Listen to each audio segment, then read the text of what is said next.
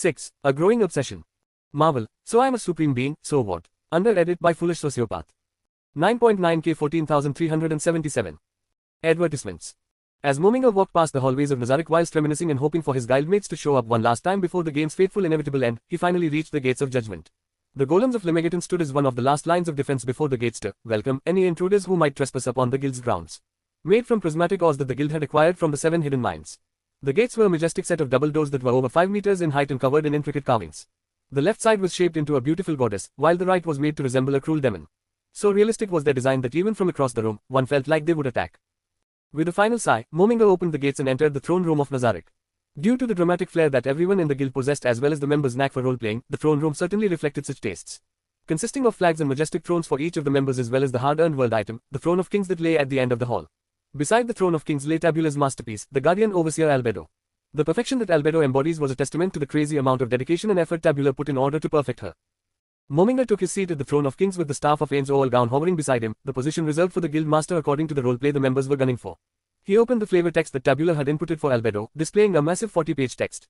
Tabula was always very keen on details. Although there was no harm done, other members felt this was totally unnecessary as the NPCs were at the end of the day, bits of data. That would not change no matter how much they wished it to. Upon glossing over the entire text, he came to the final line which said, incidentally, she is a slut. Facepalming at the antics of his friend, having written such a long and detailed flavor text only to reduce her entire being to this one line. Mominga resolved to change this particular line on the last day of YGGDRASIL, thinking Tabula would surely forgive him anyway. Deleting this line using his guild master's authority, he started writing, she is deeply in love with. He was going to add his own username in that space but finally deciding against it as he did not want to desecrate his friend's beloved NPC. Leaning back against the throne, he started loudly reciting the names associated with each of the flags that represented his guildmates. Quote ellipsis ... Peroncino, Tabula Smaragdina, Bukubuku Chagama, Genjiro and Shirori. Ha, that's right, it was fun. I am sorry Shirori-san, but I don't think I can stay online until the end with the world ending after all. I guess I have to learn to let go and move on. So on this last day, at least for these final moments, I appoint Shirori as the new guild master of Ains Oalgown. I guess this is goodbye. Mominga accepted the transfer notification and made one last speech imbued with dramatic flair showcasing his final act as a ruler before accepting the termination of his account. All the items in his inventory fell to the ground with loud clangs and his player avatar lit up into flames with ashes vanishing into nothingness. The items on the floor is the only testament that proved his prior existence. The halls that once housed some of the mightiest players in all of YGGDRASIL were left in eerie silence. For now. Albedo Pav. Albedo's earliest memory was that of her lofty creator, Tabula Smaragdina, bringing her into existence. She watched as he put hours of efforts to make her as immaculate as possible, gifting her with immense intelligence and beauty. She was also filled with joy and a sense of duty upon her appointment as the guardian overseer. As much as she wanted to thank him, she could not do so. She simply accepted this fact as it is. This was because as an NPC and even more so as the guardian overseer, the meaning of her entire existence was to follow the commands of the supreme beings, their gods. If she could not move or talk without her creator's commands, she felt that was entirely natural. As natural as breathing is to a living organism. She remembered the meeting that the supreme beings held within these glorious and sacred halls where they each unveiled their proud creations to each other. She also shared that pride when she saw the other supreme beings congratulating her creator on his amazing work in creating her. Albedo thus vowed once again to work harder not to let her creator's expectations down. Then the dreaded day appeared. Her creator had abandoned them. Abandoned her. She truly experienced the feeling abandonment as she heard the conversation between the mighty guild master Mominga and the youngest supreme being Shirori, who was widely considered the younger sister of the supreme beings according to their conversations. It did not end with the disappearance of only her creator, as the other supreme beings disappeared day after day. This continued until only the two aforementioned supreme beings remained. Lady White routinely came to check up on her and spoke for hours in front of her, which was apparently abnormal as she did not speak normally. Lol, that's cause you can't speak. As the supreme beings started leaving, these periods of conversation were her most precious and treasured times. Albedo also saw Lord Mominga, albeit much more rarely. Though, as the supreme beings in all their infinite wisdom said, all good things must come to an end. Albedo was personally a witness to such an end, and that was the second time she felt abandonment and experienced true fear. The great guildmaster of Nazarick had arrived and took his rightful place upon his throne. He fiddled with something while apparently appreciating her before speaking in a solemn and rueful voice. She heard him account the names of all the long-departed supreme beings except Lady White, before talking about the end of the world and his resignation as the guildmaster. He appointed Lady White as the new guildmaster along with apologies for not being able to keep her company on this fateful day before vanishing into flames. The greatest supreme being had died. 0-100.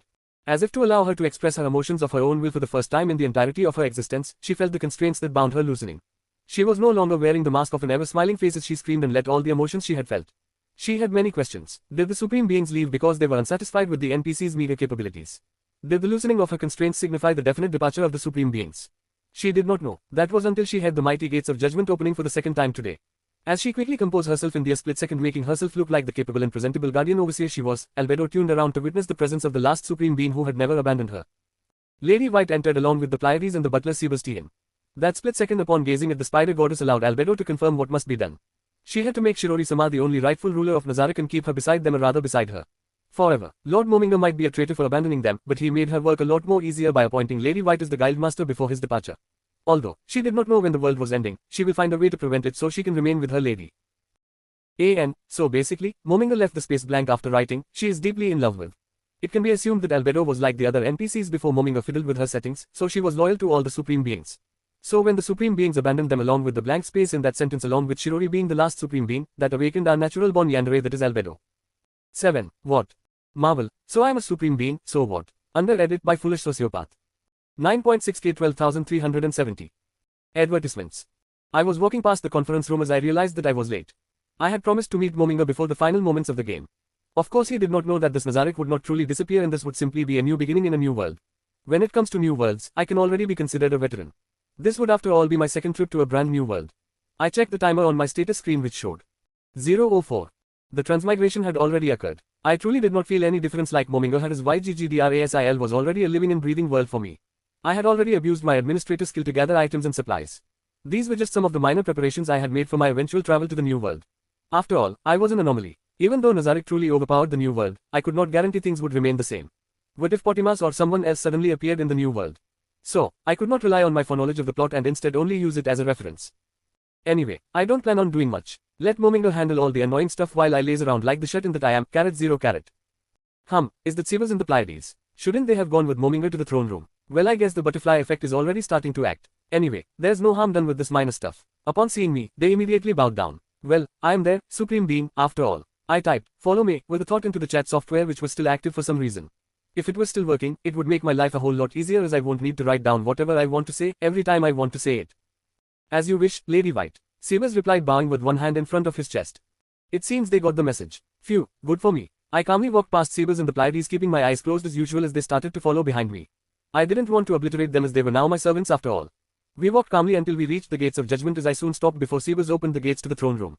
By now Mominga should be panicking, so I guess I'll help him out now before dumping any work to him. Whilst I was thinking with glee as I imagined my glorious slacker life, the view inside the throne room was one that I did not expect. Albedo was facing the unoccupied throne of kings as she slowly turned around. Did she just stare at me like she wanted to kill me? I'm getting chills for some reason. Maybe it's just my imagination. Also, what are all those items scattered across the floor? I did not understand the situation, so I directly questioned Albedo using the chat software, even if she was giving off dangerous vibes right now. Albedo, what is going on here? Where is Mominga? Mominga-sama has unfortunately left us. He appointed you as the new ruler of Ain's All Gown before vanishing into flames, leaving behind all the items in his possession. My lady, I beg you not to abandon us as well and rule us as the last remaining supreme being. Albedo said in a low and grim voice with a pleading tone. What? How could Mominga-sama pass away? No way. There's no way that's true, right? The Pleiades started clamoring over the shocking news. Sebas did not say anything, but the wavering of his eyes betrayed how shocked he was as well. Shirori.x stopped working. As for me, I was not paying attention to them. Mominga terminated his account. That vanishing into flames is a special animation for account termination, right? Is this the same Mominga that I know? The one who is obsessed with YGGDRASIL and Nazarick? And what the hell did she mean Mominga appointed her as guildmaster? I want my slacker life and not work for my entire immortal existence.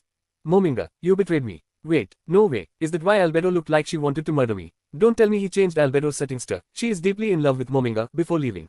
The reason she wants to kill me is because she thinks I robbed the throne from Mominga and made him leave. Damn you, not only did you leave me all the duties that should be rightfully yours but also made me clean up your mess. I know how scheming Albedo is. She could be smiling and talking to you happily while plotting how to torture and kill you. She also made such plans towards the other supreme beings and created a secret squad to hunt them down, whilst keeping all this a secret even from Ains. So while she is asking me to stay behind and not leave them, she could be thinking of ways to torture me as revenge for driving Ains away.